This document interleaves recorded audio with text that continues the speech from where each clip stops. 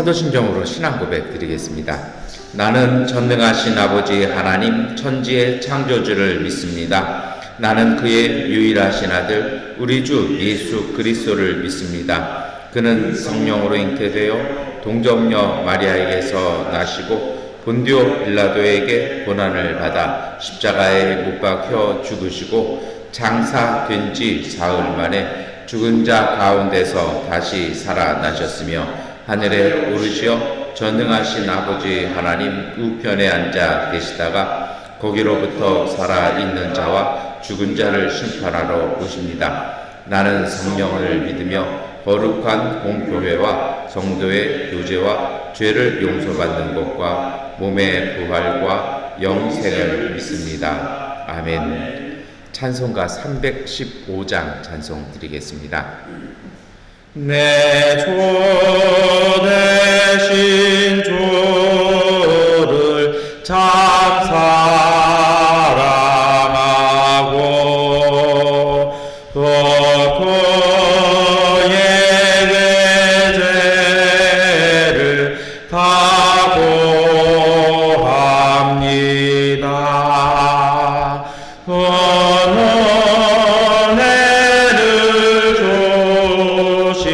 내 예수시니 이전보다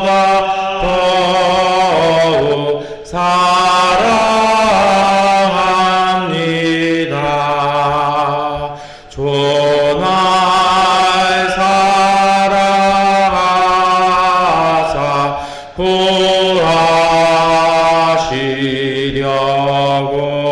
구하시려고 저 십자가 고난 당하셨도다. 그 가시관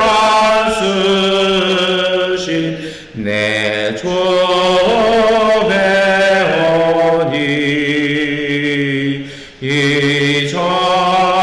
이전보다 더욱 사랑합니다.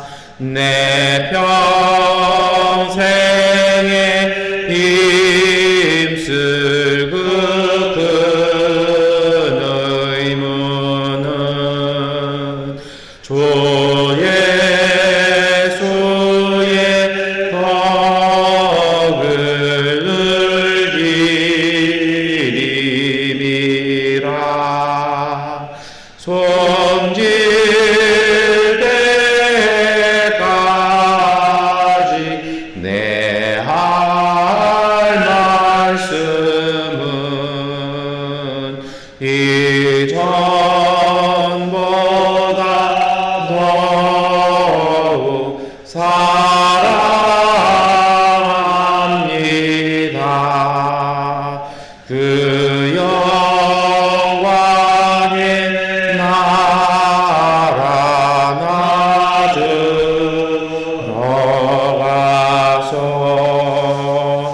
그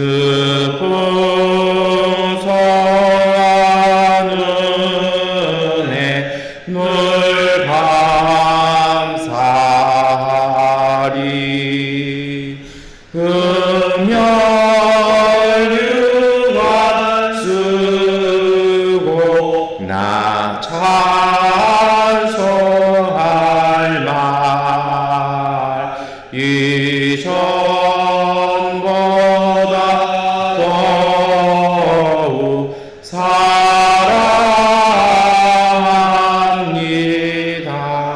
사랑합니다. 아멘. 요한복음 8장 1절부터 11절까지 말씀 세번역번 성경으로 함께 읽겠습니다. 예수께서는 올리브 산으로 가셨다. 이른 아침에 예수께서 다시 성전에 가시니 많은 백성이 그에게로 모여들었다. 예수께서 앉아서 그들을 가르치실 때 율법 학자들과 바리새파 사람들이 간음을 하다가 잡힌 여자를 끌고 와서 가운데 세워놓고 말하였다. 선생님, 이 여자가 간음을 하다가 현장에서 잡혔습니다. 모세는 이런 여자들을 돌로 쳐 죽이라고 우리에게 명령하였습니다. 그런데 선생님은 뭐라고 하시겠습니까? 그들이 이렇게 말하는 것은 예수를 시험하여 고발할 구실을 찾으려는 속셈이었다. 그러나 예수께서는 몸을 굽혀서 손가락으로 땅에 무엇인가를 쓰셨다. 그들이 다그쳐 물으니 예수께서 몸을 일으켜 그들에게 말씀하셨다. 너희 가운데서 죄가 없는 사람이 먼저 이 여자에게 돌을 던져라. 그리고는 다시 몸을 굽혀서 땅에 무엇인가를 쓰셨다. 이 말씀을 들은 사람들은 나이가 많은 이로부터 시작하여 하나하나 떠나가고 마침내 예수만 남았다. 그 여자는 그대로 서 있었다. 예수께서 몸을 일으키시고 여자에게 말씀하셨다. 여자여, 사람들은 어디에 있느냐? 너를 정죄한 사람이 한 사람도 없느냐? 여자가 대답하였다. 주님, 한 사람도 없습니다. 예수께서 말씀하셨다. 나도 너를 정죄하지 않는다. 가서 이제부터 다시는 죄를 짓지 말아라. 아멘. 네, 오늘 우리가 함께 읽은 말씀은 우리가 잘 아는 말씀이기도 합니다. 원래 이 사순절에 가져야 될 마음 중에 가장 큰 것은 다른 이들을 향한 자비와 연민인 것입니다. 그래서 사실은요, 오늘 우리 속에 우리의 마음이나 신앙을 점검해보는 기준이 있습니다. 누군가를 향해서 비난하거나 정죄하거나 심판을 내리고 있다라면 그건 어찌 보면 예수님과는 좀 거리가 멀어진 것일 것입니다. 신앙의 모습은 있는데 그것이야말로 경건의 능력이 사라진 것 같습니다. 신앙이라는 것, 오늘 우리가 믿는 신앙의 가장 큰 목표는 하나님의 마음을 닮아가는 것입니다. 그것을 위해서 예수 그리스도의 성품을 우리 안에 담는 것인데요. 사순절 예수 그리스도의 성품은 자비와 연민입니다. 오늘 이 말씀은 그것을 잘 보여주는 이야기입니다. 오늘 우리가 읽은 이 말씀이 일어난 장소도 역시 성전입니다. 성전이라는 것이 그래요. 뭔가가 드러나는 곳, 심판이 있는 곳, 뭔가 이렇게 좀 구별되는 것, 이렇게 보여질 수 있습니다. 어찌 보면 그 시대에 사람들이 그렇게 생각했던 어떤 신앙의 모습들이 그렇게 돼 있는 것 같아요. 그래서 여러분, 사실은 그렇습니다. 어떤 정치인은 공간이 의식을 지배한다라는 시대의 망언을 했는데요. 그러니까 사람이 명당 찾고 막 이러는 거잖아요. 근데 사실 그건 아니에요. 공간이 의식을 지배하는 게 아니라 사람이 공간을 만들어 놓는 것입니다. 근데 여기에도 보세요. 이게 하나님의 집, 예배하는 곳이잖아요. 그런데 그 예배하는 공간이 성전이라고 이야기하는 곳이 뭔가 심판하는 곳, 뭔가 이 선과 악을 막 구별해서 재판하는 곳, 이렇다라면 그건 좀 문제가 있을 것입니다. 하나님의 집은 그런 곳이 아니라 뭔가 푸근하고 누군가를 이렇게 맞아들일 수 있는 곳이어야 합니다. 우리 교회가 꿈꾸는 성소는 그런 곳일 것입니다. 정말 이렇게 아무것도 없지만 그럴 때 있잖아요. 하루 일과에 지쳐서 그냥 펑크내버리고 어머니 집에 갔을 때 꼭 어머니가 뭐 때도 아닌데 차려 나오는 그 밥 한 공기에 그 된장찌개 푹 끓여가지고 나오는 차 넘는 밥인데 그 밥이 오늘 우리를 살게 하는 것, 저는 하나님의 성소는 그런 곳이라고 생각을 합니다. 그런데 성소에서 예수님께서 이렇게 가리키고 계시는데요. 거기에 또 하나의 재판이 시작됩니다. 갑자기 사람들이 몰려온 곳입니다. 성전이 참 조용한 곳 아니겠습니까? 근데 거기에 뭐 신음소리도 들리고 사람들의 화나는 소리도 들립니다. 무슨 일인가 봤더니 사람들이 한 여인을 질질 끌고 오고 뭐 떠밀고 오고 있습니다. 무슨 일인가 이렇게 상황이 벌어지는 것이죠. 그것이 무엇입니까? 잔뜩 화가 난 사람들이 손에 돌 하나씩 들고 와서는 그 여인에 대해서 고발하기 시작합니다. 내용은 우리가 본문에서 보신 것처럼 이 여인이 간음을 하다 잡혀온 것입니다. 그리고서는 예수님께 묻습니다. 모세의 율법에 따르면 돌로 쳐 죽이라고 되어 있는데 어떻게 하겠냐라는 것입니다. 근데 여러분, 사실 그렇습니다. 유대인들의 성소에는 이렇게 가늠하다 잡힌 여인이 사실은 들어올 수가 없어요. 여인들의 뜰 해가지고 들어올 수 있는 일정한 구역이 있거든요. 뭔가 가르침이 있는 이런 곳은 못 들어옵니다. 그런데 오늘 유대인들은 그 여인을, 그리고 정말 현장에서 가늠하다 붙잡힌 이 여인을 거기까지 끌고 왔다라는 것, 이게 어떻게 보면 성전에 대한 생각에서는 관련이 없는 부분이기도 합니다. 어떻게 보면 의도적인 행동이죠. 무엇입니까? 예수님에 대한 또 다른 재판이 시작하는 것입니다.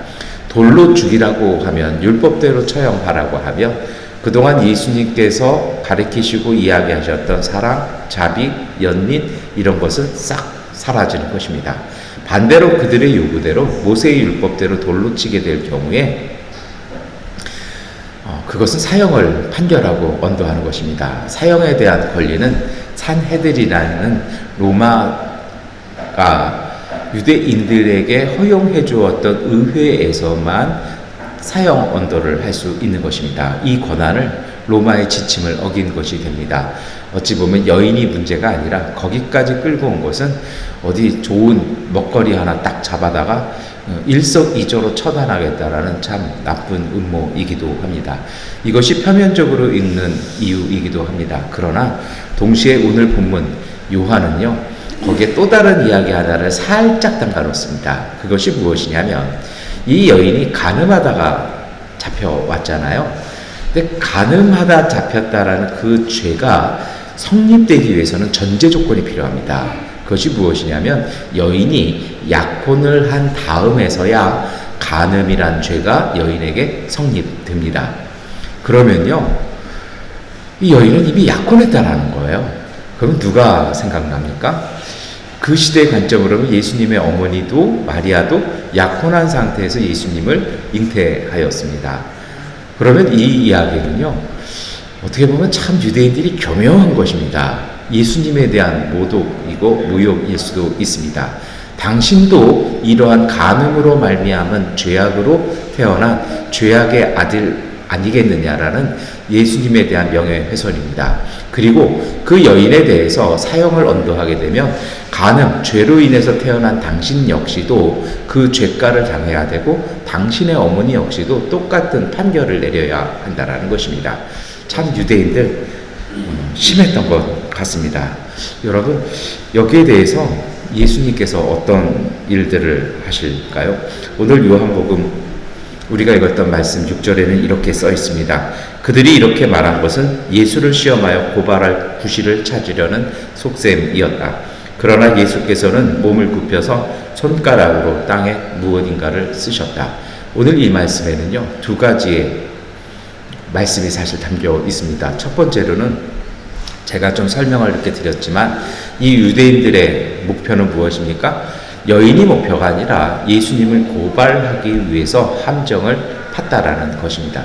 근데 여러분, 서두에 제가 그런 말씀을 드렸습니다. 신앙을 평가하는, 우리의 신앙을 점검해 볼 수 있는 기준이 심판과 정죄의 마음인지 자비와 연민의 마음인지 살펴보았으면 좋겠다라고 말씀을 드렸습니다. 근데 우리 사는 세상에도 그런 사람들 참 많습니다. 뭔가 내게 불편한 일이 있고 누군가에게 화를 내면 그것을 마음에 품고 그 누군가를 잡아내기 위해서, 그 누군가를 쓰러뜨리기 위해서요, 이것저것을 찾아가지고 공격하려는 사람들이 있습니다. 어찌 보면 그것이 세상 사는 일이고, 또 어떤 이들은 그것이 정치의 한 수단이라고도 이야기합니다. 그런데 이런 것들은 온전하지 못하다라는 것입니다. 그리고 예수님은 그 앞에서 하신 일이 있습니다. 몸을 굽혀서 손가락으로 땅에 무엇인가를 쓰셨다라는 것입니다. 이 본문의 말씀을 다른 사본들을 쭉 찾아보면 바로 처리되어 있는 부분들이 있었습니다. 그 내용이 어떻게 되어 있냐면, 예수님께서는 그들의 죄를 적으셨다라고 되어 있습니다. 어떤 의미일까요? 성경에서 이렇게 손가락으로 글을 쓴다라는 것은 양심의 고발을 얘기를 합니다. 이것이 동일하게 벌어지는 사건이 구약 성경에도 나옵니다. 그것은 바로 다니엘서에 나오죠. 벨사살이요, 연회를 베풀었습니다. 그런데 갑자기 그 중에 손이 하나가 딱 나타나서 벽에다가 글을 쓰는데 아무도 알아보는 이가 없죠. 그래서 다니엘이 불려나와서 그것을 해석하니 그것이 하나님께서 측정해보고 재어보셔서 모자르다라는 심판에 대한 이야기라는 것입니다. 그래서 성서적 전통에서는 손이 글을 쓴다라는 것은요, 무엇인가 들춰져 있던 것을 들춰내는 것입니다. 감춰 있는 것을 들춰내서 재본다라는 그런 의미가 있습니다. 그리고 동시에 어떤 것이 있습니까? 오늘 우리도 아무도 모르지만 하나님께서는 오늘 우리의 삶을 기록해 나가신다라는 그러한 요한 계열 문서에 나오는 생명책이라는 그러한 개념도 함께 있는 것 같습니다. 이렇게 예수님이 딴짓하시니 사람들이 어떡할까요? 막 재촉하고 빨리 얘기하라고 화가 나면 막 이렇게 급해지잖아요. 이제 예수님께서 일어나셔서 답변을 하십니다. 그 이야기가 바로 7절 말씀이죠. 우리 7절 말씀 함께 읽겠습니다. 그들이 다그쳐 물으니 예수께서 몸을 일으켜 그들에게 말씀하셨다. 너희 가운데서 죄가 없는 사람이 먼저 이 여자에게 돌을 던져라. 아멘. 제일 먼저 돌을 던지는 것은요, 어떤 의미가 있냐면 그것에 대한 모든 판결에 대한 책임을 자신이 지겠다라는 이야기입니다. 그것이 오늘 우리 시대 때는 기소라고 할 수도 있었고요, 판결의 의미가 있을 것입니다. 만약에 저 사람이 억울하게 죽는다라면 그 죄의 대가를 내가 다 담당하겠다라는 내용이기도 합니다. 여러분, 이 이야기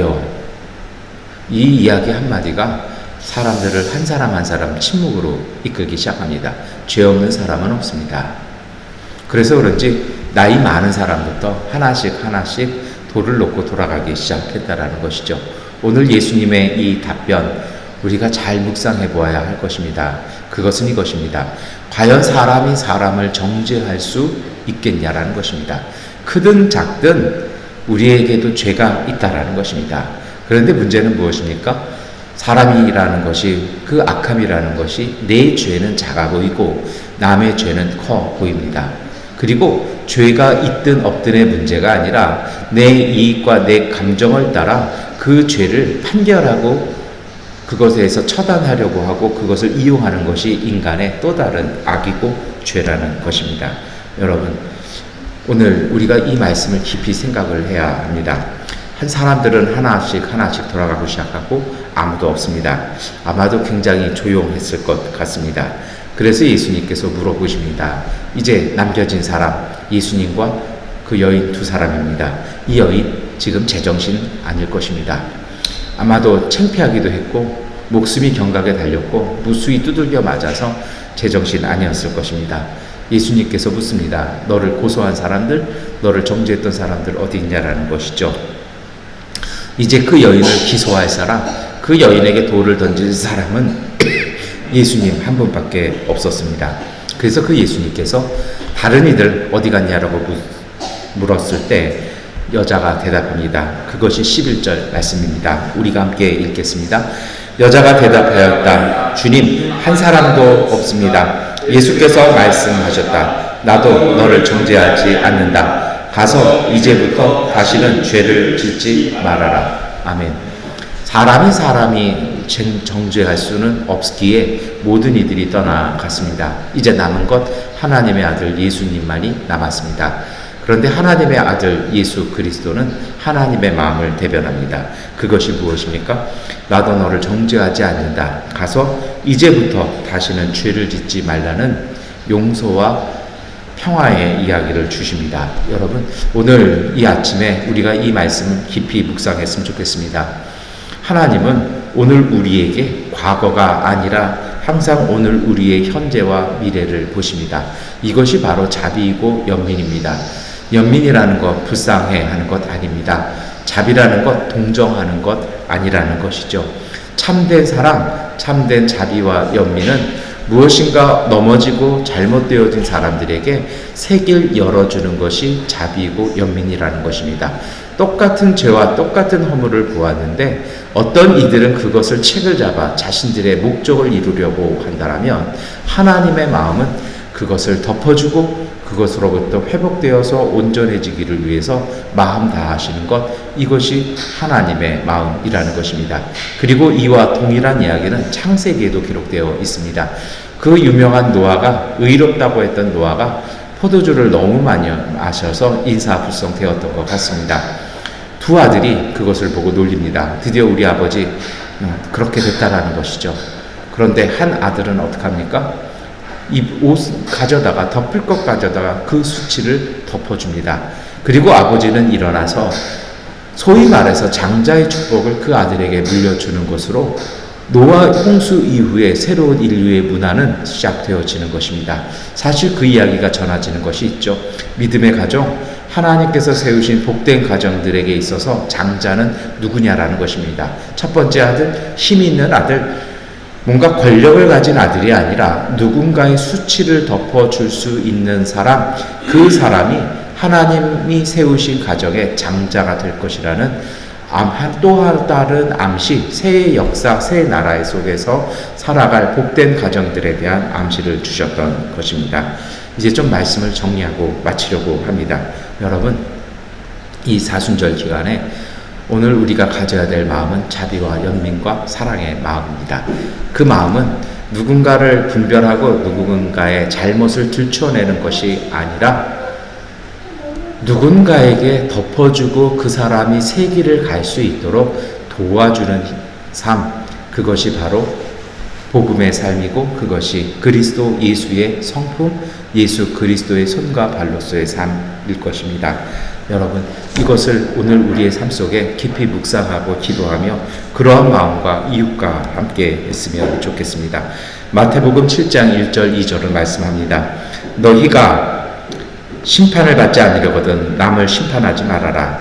너희가 남을 심판하는 그 심판으로 하나님께서 너희를 심판하실 것이요 너희가 되질하여 주는 그 되로 너희에게 되어서 주실 것이다. 세상에 가장 나쁜 것은요, 권한을 권력으로 여기는 이들이 너무 많다라는 것입니다.